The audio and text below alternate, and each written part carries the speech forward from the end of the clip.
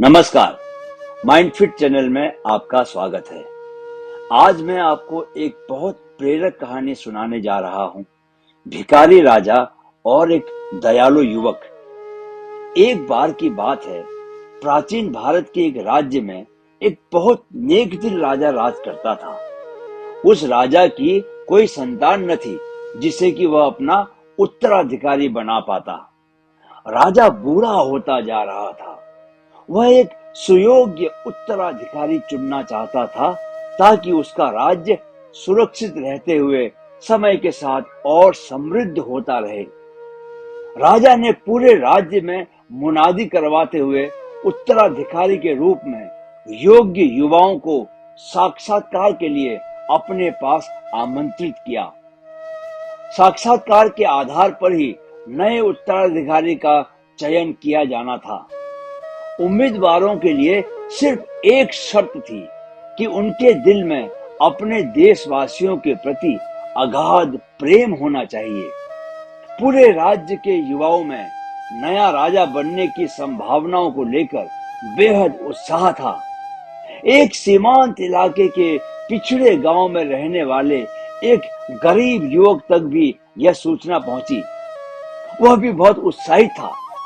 उसने राजा से अपने साक्षात्कार की तैयारियां शुरू कर दी। युवक बहुत दयालु और मेहनती था, पर कई वजहों के चलते वह बहुत गरीब था। उसके पास राजा के पास साक्षात्कार के लिए जाने को ठीक ठाक कपड़े तक न थे। युवक ने बहुत मेहनत से काम करते हुए थोड़े ज्यादा पैसे कमाए ताकि वह कुछ कपड़े खरीद सके।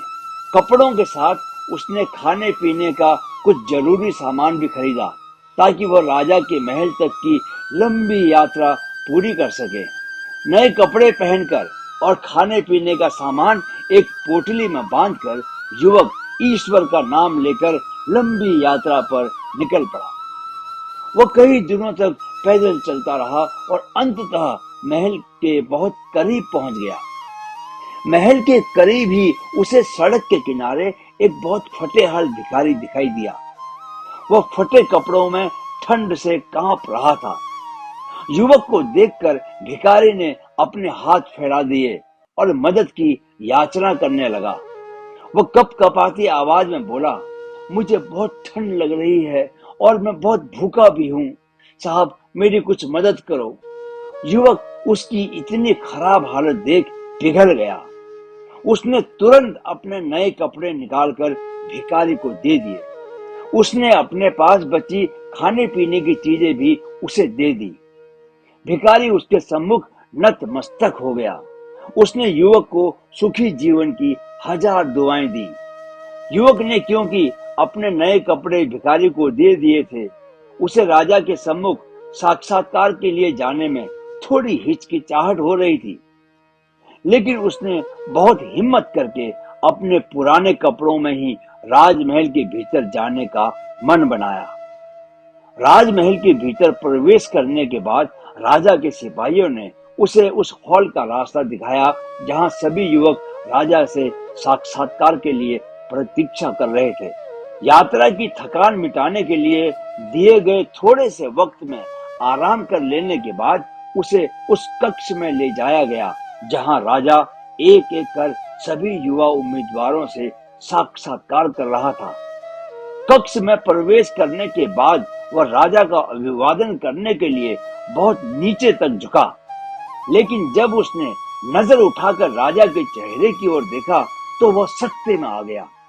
उसे राजा का चेहरा पहचाना सा लगा और तब उसे याद आया कि यह चेहरा हूबहू उस भिखारी के चेहरे से मिलता था जिसे उसने अपने नए कपड़े और खाने पीने की चीजें दी थी।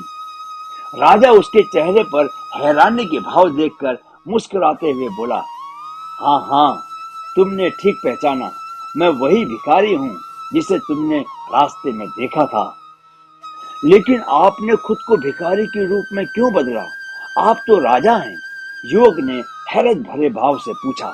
क्योंकि मुझे यह सुनिश्चित करना था कि तुम सचमुच अपने राज्य के लोगों को सच्चा प्रेम करते हो। राजा ने कहा, मैं जानता था कि अगर मैं तुम्हारे सम्मुख राजा के रूप में आता तो तुमने मुझे प्रभावित करने के लिए कुछ भी किया होता, लेकिन तब मैं तुम्हारे दिल की सच्चाई को नहीं जान पाता कि वह वस्तुतः कैसा है। बदले में किसी भी चीज की अपेक्षा किए बिना जरूरतमंद लोगों के प्रति दिखाई गई उदारता एक महान हृदय की पहचान है। एक भिखारी के प्रति तुम्हारे प्रेम और उदारता को देखकर यह साबित होता है कि तुम वास्तव में सच्चे मन से अपने राज्य के लोगों को चाहते हो और उनके लिए कुछ भी कर सकते हो। इस राज्य को ऐसे ही राजा की जरूरत है जो पूरे राज्य के लिए काम करे, न कि सिर्फ राज सिंहासन की चापलूसी करने वालों के लिए। तुमने साबित किया है कि मेरा उत्तराधिकारी बनने के लिए तुम ही सबसे उपयुक्त उम्मीदवार हो। राजा ने मुस्कुराकर युवक की पीठ पर हाथ रखते हुए कहा। कितनी सुंदर कहानी है ये कहानी हमें सिखाती है कि एक इंसान के रूप में कितना ज़रूरी है कि हमारे मन में दूसरे इंसानों के लिए प्रेम और करुणा की भावना रहे।